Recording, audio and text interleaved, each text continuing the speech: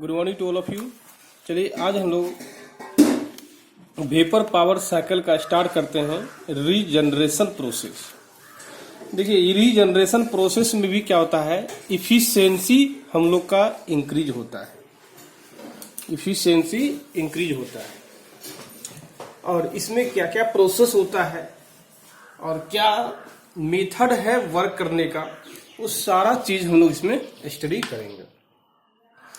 जैसे कि यदि पूछा जाए प्रिंसिपल क्या है रीजनरेशन का, तो हम लोग बोलते हैं the principle of regeneration, the principle of regeneration can be partially utilised by extracting steam,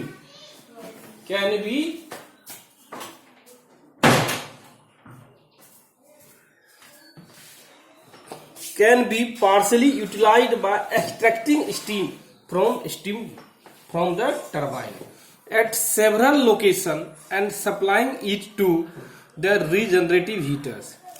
The resulting cycle is known as regenerative or bleeding cycle. तो आप कह सकते हैं रीजनरेशन को ही बोलते हैं क्या, ब्लीडिंग साइकिल भी बोलते हैं, ब्लीडिंग साइकिल भी बोलते हैं, ब्लीडिंग साइकिल भी बोलते हैं। देखिए इसका मीनिंग देखिए क्या हुआ, इसका मीनिंग हम लोग का ये हुआ कि एक टरबाइन है, आप जानते भी हैं टरबाइन में जो स्टीम आता है वो क्या होता है, हाईली हीटेड होता है और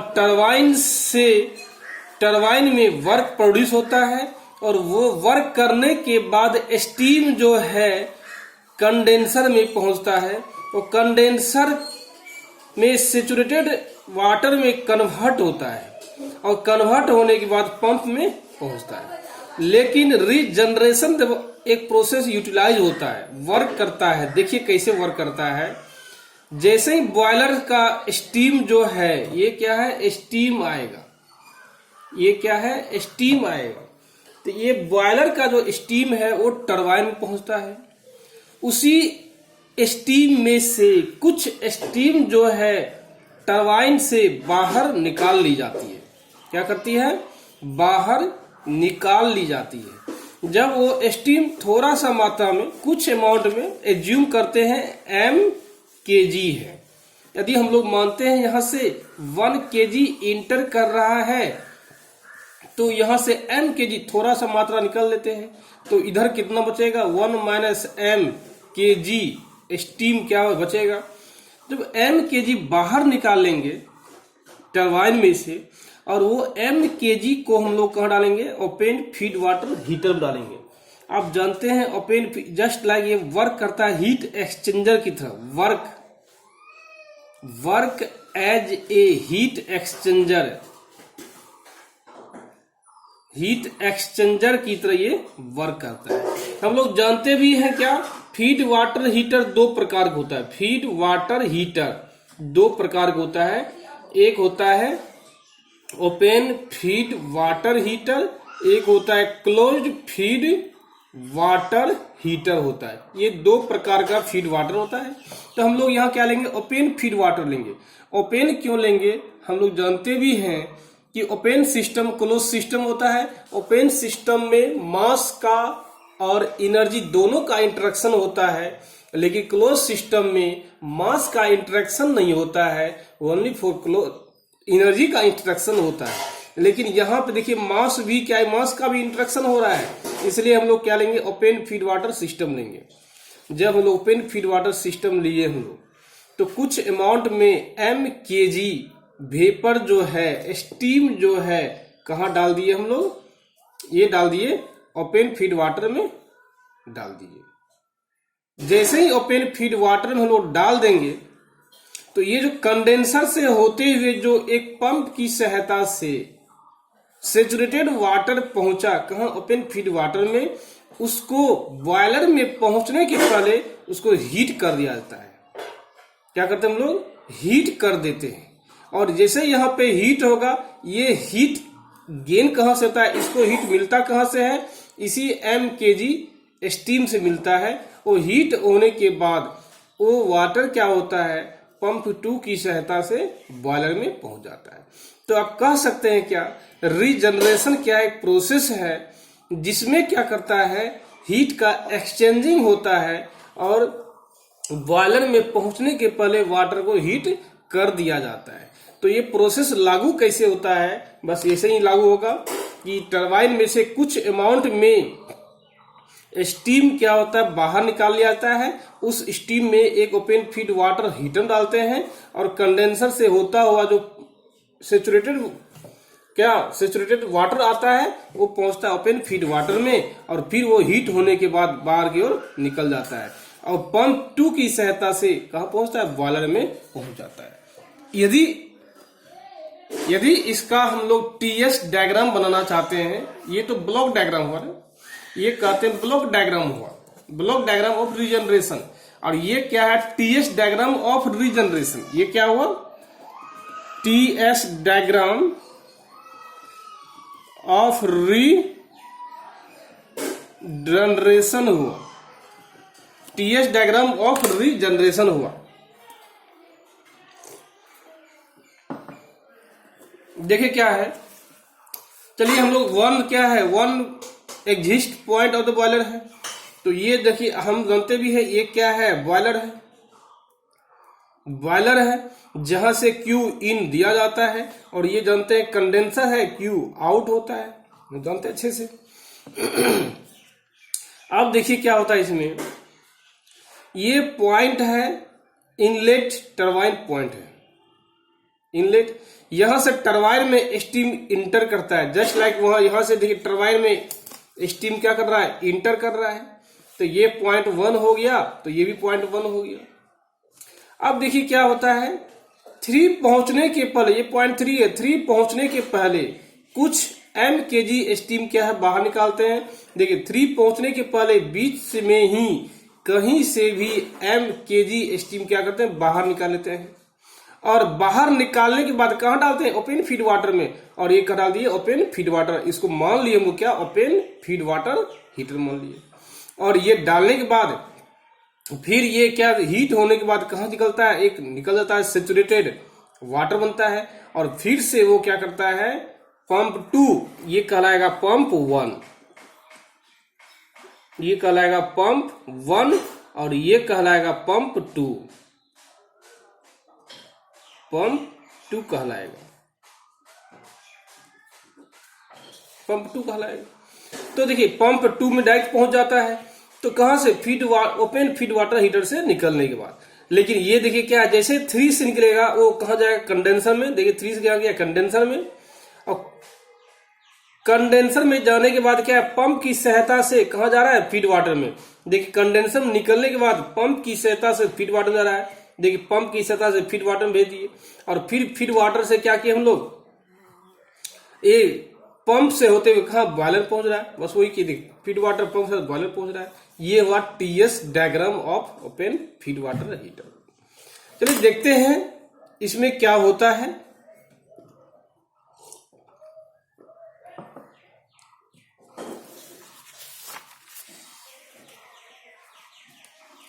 देखिए कुछ पॉइंट है जो कि फैक्ट पॉइंट है, जो कि 100% वही होता है जो कंपनी में यूज होता है। The temperature of turbine maximum occurs 600 degree Celsius, not more than this temperature. कहने का मीन्स क्या होगा, इस पॉइंट का जो टेम्परेचर होगा, या 1 पॉइंट, इस पॉइंट बोलिए या इस पॉइंट का बोलिए, इस पॉइंट का टेम्परेचर कभी भी 600 डिग्री से सेल्सियस से ऊपर नहीं ले सकते हैं। मैक्सिमम टेम्परेचर क्या होगा, टी मैक्सिमम बोल सकते हैं हम लोग है 600 डिग्री सेल्सियस। इससे अधिक नहीं ले सकते हैं, क्योंकि हम जानते हैं टरबाइन में ब्लेड होता है, टरबाइन में ब्लेड होता है। यदि हाईली टेम्परेचर लेंगे, 600 डिग्री सेल्सियस से ज्यादा लेंगे, तो ब्लेड में क्या होता है, थर्मल एक्सपेंशन हो जाता है और थर्मल एक्सपेंशन होने के कारण वो क्या है, ब्रेक कर जाता है। इसलिए हम लोग को भी कंपनी जो टेम्परेचर लेता है इनलेट टरबाइन का, वो हमेशा और हमेशा 600 डिग्री सेल्सियस मैक्सिमम ले सकता है। इससे वो कम ले सकता है लेकिन अधिक नहीं ले सकता है। ये क्या है, टी मैक्स हो गया। दूसरा देखिए वही दिखाया गया 600 degree Celsius, not more than this temperature, इससे ज्यादा नहीं लेता है। दूसरा देखिए क्या है, the temperature of condenser minimum 40 degree Celsius, means condenser का जो टेम्परेचर है मिनिमम होना चाहिए 40 degree Celsius, not below than this temperature. इससे कम टेम्परेचर कंडेंसर का हम नहीं ले सकते हैं। यदि कंडेंसर का टेम्परेचर इससे कम लीजिएगा, ऐसा पॉसिबल, ऐसा कंपनी नहीं कर पाती है।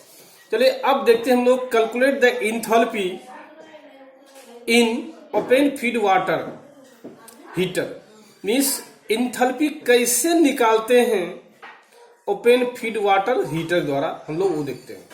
चलिए सबसे पहले हम लोग क्या किए, देखिए जो ओपन फीड वाटर है, ये जो ओपन फीड वाटर है इसका एक डायग्राम बना लिए। देखिए डायग्राम बना लिए हमने ओपन फीड वाटर को।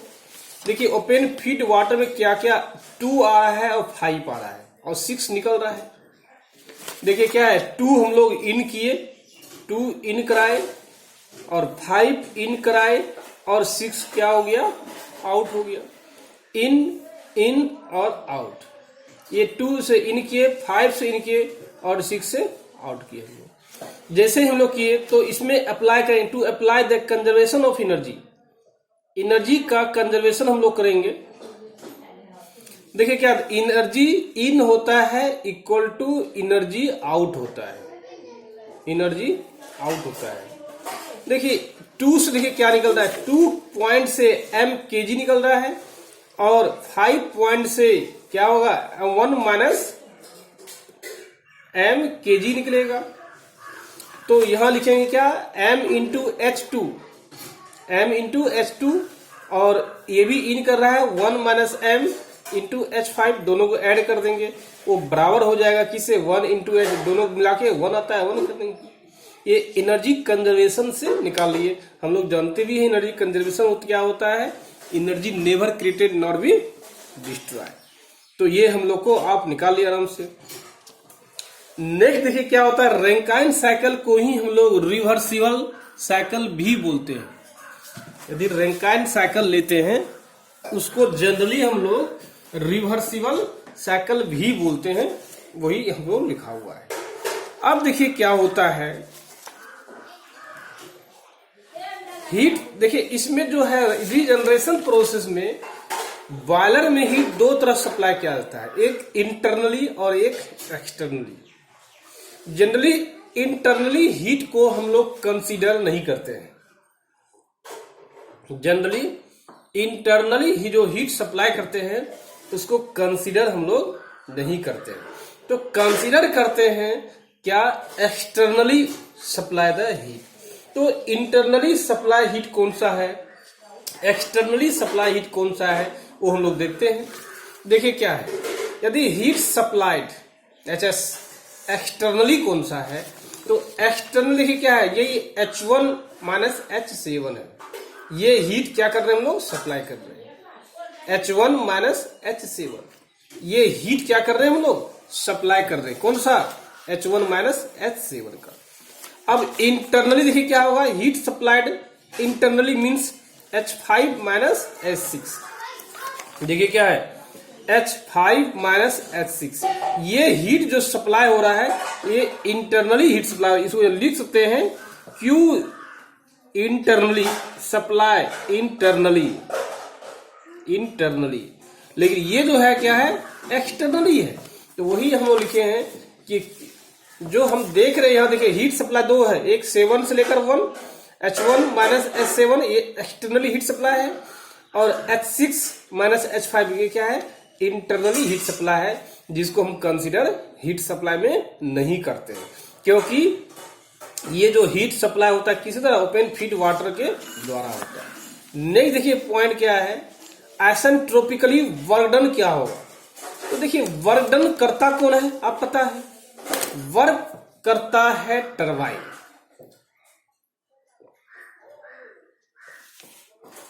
वर्क करता कौन है, टरबाइन। जब टरबाइन वर्क करेगा तो यदि वर्क डन निकालना है तो किसके द्वारा वर्क निकालेंगे, टरबाइन द्वारा वर्क निकालेंगे। कैसे निकालेंगे, टरबाइन कौन है, 1 से लेकर 3 प्रोसेस क्या है, टरबाइन है। 1 से लेकर 3 प्रोसेस क्या है, टरबाइन है। जब 1 से लेकर 3 प्रोसेस टरबाइन है तो 1 से 3 में वर्क डन निकाल देंगे, लेकिन 1 इसमें 1 से 3 को 2 भाग बटा गया है, 1 से 2 और 2 से 3। तो वर्क डन कैसे निकालेंगे, H1 माइनस H2 प्लस इधर कितना आ रहा है 1 माइनस m आ रहा है, तो 1 minus m into H2 minus H3। तो यहां देखिए क्या हो गया, वही लिखा हुआ देखिए, हीट सप्लाइड क्या 1 H1 minus H2 plus 1 minus m H2 minus H3। Clear, देखिए यहां तक क्योंकि 1 m kg है, लेकिन यहाँ m kg बाहर निकल रहा है, बचता क्या 1 माइनस m, इसलिए 1 माइनस m को हम लोग 2 से 3 में क्या किए मल्टीप्लाई कर दिए, उतना वर्क डन निकल रहा है। वही देखिए वर्क डन निकल गया आपका। अब रैंकाइन साइकिल का इफिशियंसी जो होता है जनरली 20 से 30% ही होता है, 20 से 30%, या किसी किसी बुक में लिया गया है 20 से 25% लिया गया है, या किसी किसी बुक में 20 से 25% बुक में लिया गया है, ऐसा लिया जाता है। अब हम लोग देखते चलिए how to increase the efficiency of regeneration. Regeneration के द्वारा कैसे इफिशियंसी इंक्रीज करता है वो मुझे देखना है। How to increase the efficiency of regeneration, regeneration के द्वारा इफिशियंसी इंक्रीज कैसे करती है वो मुझे क्या करना है, देखना है। देखिए क्या होता है, इफिशियंसी बराबर क्या होता है आप जानते भी हैं, 1 minus Q2 bye Q1। Q2 क्या है, हीट रिजेक्शन है, ये लिखें 1 Q रिजेक्शन माइनस Q इन, Q2 रिजेक्शन है, Q इन इंजेक्शन है। N बराबर इसको कार्नोट साइकिल में यूज करेंगे, फॉर कार्नोट साइकिल के लिए, फॉर कार्नोट साइकिल के लिए लेंगे तो क्या होगा 1 minus T2 minus T1। T2 क्या है, रिजेक्शन हीट है, और T1 क्या है, इन हीट है, इंजेक्शन हीट है। तो आप कह सकते हैं क्या, we know that T2 is heat. Rejection temperature, जो आप टेम्परेचर किसी कंपनी के द्वारा लिया जाता है वो कितना, देखिए हीट रिजेक्शन होता है कितना डिग्री, 40 डिग्री पर, वो जनरली फिक्स होता है। अब उससे कोई कहेगा सर उससे कम कर दिए, कोई कंपनी उससे कम कर देगी, ऐसा पॉसिबिलिटी नहीं बनता है। इसलिए वी नो डेट, हम लोग जानते हैं T2 is fixed for any cycle, any company, किसी भी कंपनी के लिए T2 क्या होता है, फिक्स होता है, और उसका वैल्यू कितना होता है 40 degree Celsius. And T1 is also generally fixed, T1 भी जनरली फिक्स होता है फॉर एनी कंपनी, और that's value is 600 degree Celsius. उसका टेम्परेचर कितना होता है 600 डिग्री सेल्सियस होता है, not more than this temperature. इससे ज्यादा टेम्परेचर आप नहीं ले सकते। क्यों नहीं ले सकते हैं बता चुके हैं, टरबाइन में ब्लेड होता है, ब्लेड में क्या थर्मल एक्सपेंशन होगा जिससे डिस्ट्रॉय होने की संभावना ज्यादा हो जाता है। अब देखिए hence efficiency 1 minus T2 by T mean होता है, इसी बोलते हैं 1 minus T2 by T average बोलते हैं। तो T मीन और T average is increase by the regeneration process. तो रीजनरेशन प्रोसेस के द्वारा ही हम लोग क्या करते हैं, इफिशियंसी को इंक्रीज करते हैं। देखिए इफिशियंसी को इंक्रीज कैसे किए हम लोग,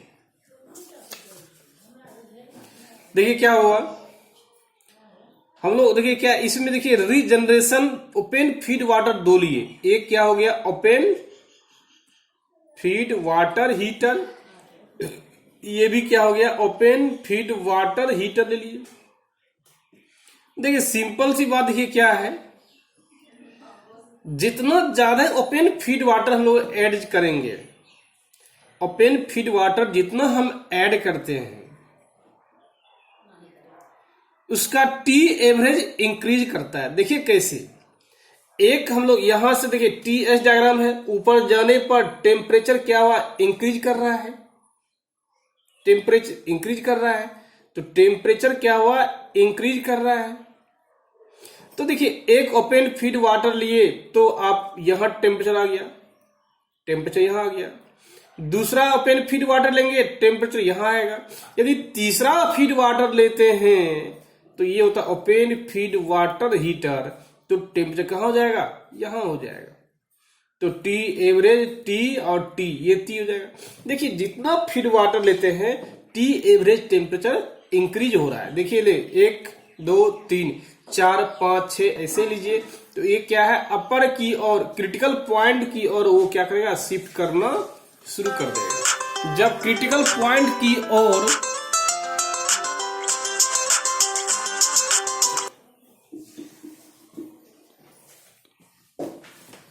जब क्रिटिकल पॉइंट की ओर वो शिफ्ट करना शुरू कर देगा तो उसका टी देखिए टेम्परेचर भी क्या होगा इंक्रीज करना शुरू हो जाएगा। देखिए T1 नहीं बढ़ा, T1 तो फिक्स है, T1 क्या है फिक्स है, सिर्फ इंक्रीज कर रहा है क्या टी मीन इंक्रीज कर रहा है, टी एवरेज आपका इंक्रीज कर रहा है। तो यहां देखिए क्या यदि टी मीन इंक्रीज करेगा, यदि टी मीन इंक्रीज करता है तो ये टोटल वैल्यू क्या डिक्रीज कर जाएगा और 1 में से कम वैल्यू घटेगा इफिशियंसी इंक्रीज कर जाएगा। इसको लिख सकते देखिए क्या हम लोग इफ टी मीन इंक्रीज, यदि टी मीन इंक्रीज हुआ T2 बाय टी मीन क्या हो जाएगा डिक्रीज हो जाएगा। जब T2 bye T mean decrease कर जाएगा तो इफिशियंसी क्या हो जाएगा आपका इंक्रीज कर जाएगा। क्यों? क्योंकि 1 में से कम वैल्यू घटेगा, जब 1 में से कम वैल्यू घटेगा तो इफिशियंसी इंक्रीज करेगा। इस प्रकार हम लोग रीजनरेशन के द्वारा इफिशियंसी को हम लोग क्या करते हैं इंक्रीज करते हैं। इफिशियंसी को इंक्रीज हम लोग इस प्रकार से कर सकते हैं। ये हो गया how to increase the efficiency, how to increase the efficiency of turbine by the regeneration process, regeneration process ये करते हैं। चलिए दूसरा हम देखते हैं इफेक्ट ऑफ रीजनरेशन। आखिर रीजनरेशन का क्या इफेक्ट होता है वो हम लोग स्टडी करना शुरू करते हैं। देखिए it increase the efficiency of It increase the efficiency of Rankine cycle due to decrease the heat supply। देखिए क्या होता है यदि रीजनरेशन नहीं था, चलिए ऐसा करते हैं, यदि ये रीजनरेशन आपका नहीं रहेगा तो Q सप्लाई 1 से लेकर 5 होगा, H1 माइनस H6 होगा, नहीं होगा H1 माइनस H6। लेकिन यदि रीजनरेशन हुआ तो हीट का सप्लाई क्या हो गया H1 माइनस H10, या यदि ये रहेगा तो क्या हो जाएगा H1 माइनस H10 हो जाएगा। तो Q का सप्लाई क्या हो गया कम हो गया। इसलिए हम लोग क्या बोल दिए इफिशियंसी होता है रैंकाइन साइकिल का इंक्रीज कर जाता है। कैसे? Due to decrease the heat supply. Heat supply कम करना पड़ता है, मीन्स एक्सटर्नली हीट सप्लाई उतना करना ही पड़ेगा लेकिन एक्सटर्नली हीट कम करना पड़ेगा। और हम जानते हैं इंटरनली हीट का कंसिडरेशन नहीं करते हैं। क्यों? क्योंकि वो टरबाइन से बाहर निकलता है स्टीम और उस स्टीम के द्वारा हम लोग सैचुरेटेड वाटर को हीट करते हैं हम लोग। इसलिए रीजनरेशन के कारण इफिशियंसी इंक्रीज होगा रैंकाइन साइकिल का। क्यों इंक्रीज होगा? क्योंकि Q सप्लाई जो होगा एक्सटर्नली और डिक्रीज कर जाता है, वही लिखा है डिक्रीज कर जाता है। नेक्स्ट पॉइंट देखिए क्या होता है हीट रेट। हीट रेट देखिए क्या होता है, हीट रेट इसमें डिक्रीज करता है। हीट रेट डिक्रीज कैसे करता है? Mass flow rate of steam required to produce 1 kilowatt power output. देखिए Q सप्लाई विदाउट रीजनरेशन, तो डायग्राम सा देखिए क्या, यदि रीजनरेशन नहीं होगा तो Q सप्लाई कैसे होगा। देखिए रीजनरेशन नहीं होगा, यदि रीजनरेशन प्रोसेस नहीं लगाए तो ओपन फीड वाटर हीटर नहीं देना पड़ेगा। जब ओपन फीड वाटर नहीं देना पड़ेगा तो क्या ये ना ये रहेगा ना ये रहेगा, तो H1 माइनस H6 हो जाएगा। क्या आपका क्या हो जाएगा हीट सप्लाई हो जाएगा H1 माइनस H6। इसलिए वहां लिखे हम लोग H1 माइनस H5 ये हो गया open feed water, H1 minus क्या हो जाएगा 5 हो जाएगा, सॉरी ये 5 हो जाएगा, सॉरी 6 हो जाएगा। वही लिखे H1 माइनस H क्या हो जाएगा 6 हो जाएगा। यदि रीजनरेशन प्रोसेस नहीं लगाएंगे तो, यदि रीजनरेशन लगाते हैं, रीजनरेशन लगाए तो क्या हो जाएगा देखिए H1 माइनस H8 ये हो जाएगा। H1 माइनस कौन, ये जो रीजन है ना, H1 माइनस H10 हो जाएगा, H1 माइनस H10 हो जाएगा। पीछे का डायग्राम हम लोग लिए हैं, back diagram, use the back diagram, use the back diagram. तो क्या हो जाएगा देखिए, यदि रीजनरेशन लगाते हैं H1 माइनस H10, यदि रीजनरेशन नहीं लगाते H1 माइनस H6, तो सिंपल सी बात देखिए H1 क्यू सप्लाई टू, जो ये जो हीट सप्लाई कर रहे हैं वो हीट सप्लाई जो है कम है, किससे, विदाउट रीजनरेशन से।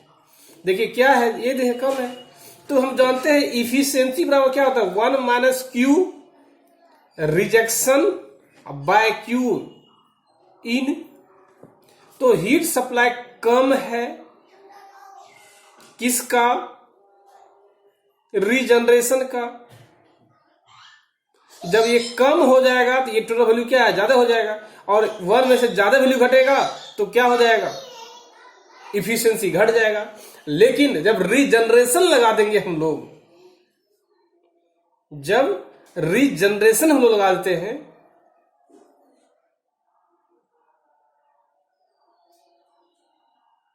सॉरी तो ये इसमें नहीं लगेगा, यूज होगा। तो सिंपली देखिए हम लोग जितना हीट प्रोवाइड कर रहे हैं, जितना बॉयलर में हीट प्रोवाइड कर रहे हैं कोल के द्वारा, यदि कोल की मात्रा घट जाए, कोल की मात्रा क्या है घट जाए, मीन्स जितना देना चाहिए कोल उतना हम नहीं देते हैं, कोल बच जाता है, इसका मतलब क्या है कम कोल से ही एनर्जी ज्यादा प्रोड्यूस आप कर लेते हैं। इसका मतलब क्या है, जब कम कोल से एनर्जी प्रोड्यूस ज्यादा कर लेंगे, इफिशियंसी क्या है टरबाइन का बढ़ जाएगा आपका। वही बात है विथ रीजनरेशन में Q2 जो है कम है Q1 से, रीजनरेशन में कम हीट देना पड़ता है विदाउट रीजनरेशन से। इसका मीनिंग है जब कम देना पड़ेगा एनर्जी रीजनरेशन के द्वारा, इसका साफो साफ मीनिंग है इफिशियंसी ऑफ द टरबाइन क्या हो जाएगा, इंक्रीज कर जाएगा, क्योंकि हमें कम कोल खर्च करना पड़ता है ना, कोयला की मात्रा कम खर्च करना पड़ता है ना, इसलिए इफिशियंसी क्या होगा इंक्रीज कर जाएगा। अब देखते हैं हम लोग क्या नेक्स्ट पॉइंट देखते हैं क्या है, for same power output size of the boiler increase. देखिए कैसे होता है, मतलब सेम पावर आउटपुट के लिए, मीन्स जितना पावर आउटपुट आप करते हैं रीजनरेशन में और जितना पावर आप गेन करते हैं विदाउट रीजनरेशन में, यदि दोनों का पावर आउटपुट सेम हो जाए, यदि दोनों का पावर आउटपुट सेम हो जाए तो बॉयलर का साइज क्या हो जाएगा आपका, सिंपल सी बात है इंक्रीज कर जाएगा। देखिए कैसे इंक्रीज करता है, देखिए पावर ये हो गया रीजनरेशन के लिए और विदाउट रीजनरेशन कांस्टेंट हो गया, वही पावर कांस्टेंट कर दिए, चाहे रीजनरेशन का हो या विदाउट रीजनरेशन का हो। जब पावर कांस्टेंट हो गया तो W नेट क्या होगा, सिंपल सी बात है। रीजनरेशन लगाने के बाद हम जानते हैं कुछ अमाउंट में स्टीम जो है टरबाइन से बाहर निकाल लेते हैं, तो जो वर्क निकला हुआ स्टीम करेगा वो अब तो नहीं कर पाएगा, जिससे क्या है टरबाइन का वर्क इनपुट क्या था डिक्रीज कर जाता है। वही लिखा हुआ पावर आउटपुट कांस्टेंट, दोनों regeneration as well as without regeneration के कांस्टेंट है, ड्यू टू W नेट क्या है डिक्रीज कर जाएगा। क्यों डिक्रीज करेगा, ड्यू टू ब्लीडिंग और रीजनरेशन, इसलिए डिक्रीज करता है, ब्लीडिंग या रीजनरेशन होने से कम कुछ अमाउंट स्टीम क्या होता है टरबाइन से बाहर निकाल ली जाती है। ये जितना स्टीम मिलना चाहिए टरबाइन को वर्क करने के लिए उतना स्टीम टरबाइन को नहीं मिल पाता है। जैसे देखिए एग्जांपल, यहां से बाहर निकल गया, यहां से बाहर निकल गया। यदि ये स्टीम, ये m kg बाहर नहीं निकला होता तो ये m kg भी यह क्या वर्क करता। क्योंकि बाहर निकालते हैं, इस बाहर निकलने के कारण टरबाइन का आउटपुट क्या होता है, घट जाता है। और जैसे टरबाइन का आउटपुट घट जाएगा, किसके कारण, रीजनरेशन के कारण, हेंस मास फ्लो इंक्रीज कर जाएगा। मास क्या करना होगा, ज्यादा देना होगा किसको, टरबाइन का। जब मास स्टीम ज्यादा देना होगा टरबाइन का, इसका मतलब क्या है, बॉयलर में स्टीम ज्यादा से ज्यादा प्रोड्यूस होना चाहिए। और जब स्टीम ज्यादा प्रोड्यूस होना चाहिए तो साइज ऑफ बॉयलर क्या होगा, इंक्रीज करना पड़ेगा। कोई दिक्कत क्या, साइज ऑफ बॉयलर क्या करना होगा, इंक्रीज करना होगा। इसलिए हम लोग बोले पावर यदि कांस्टेंट होगा, डब्ल्यू नेट टरबाइन का घट जाएगा ड्यू टू ब्लीडिंग कारण या रीजनरेशन के कारण। हेंस स्टीम फ्लो रेट क्या होगा, जो स्टीम हम लोग देते हैं टरबाइन में वो इंक्रीज कर जाएगा। तो वो स्टीम का जनरेशन ज्यादा कब होगा, जब साइज ऑफ बॉयलर इंक्रीज कर जाएगा। वही लिखे, for same power output size of boiler increase. अब देखिए क्या, if there is no change in the boiler output, means boiler जो अपना स्टीम देगा, यदि उसमें कोई चेंजिंग नहीं होता है तो टरबाइन वर्क और turbine output will be decrease. Means क्या, सिंपल सी बात है, यदि जितना आप रीजनरेशन में और विदाउट रीजनरेशन में जितना आप पावर आउटपुट नो चेंज, कोई चेंज सप्लाई नहीं करते हैं, किसमें, बॉयलर में, there is no change in the boiler output, means boiler से जितना अमाउंट में आप स्टीम को बाहर निकालते हैं और टरबाइन में सेंड करते हैं, यदि वो चेंज नहीं होता है, रीजनरेशन हो या विदाउट रीजनरेशन हो, तो work output on the turbine क्या होगा, डिक्रीज कर जाएगा। क्यों डिक्रीज करेगा, जस्ट बता चुके हैं, क्योंकि कुछ अमाउंट में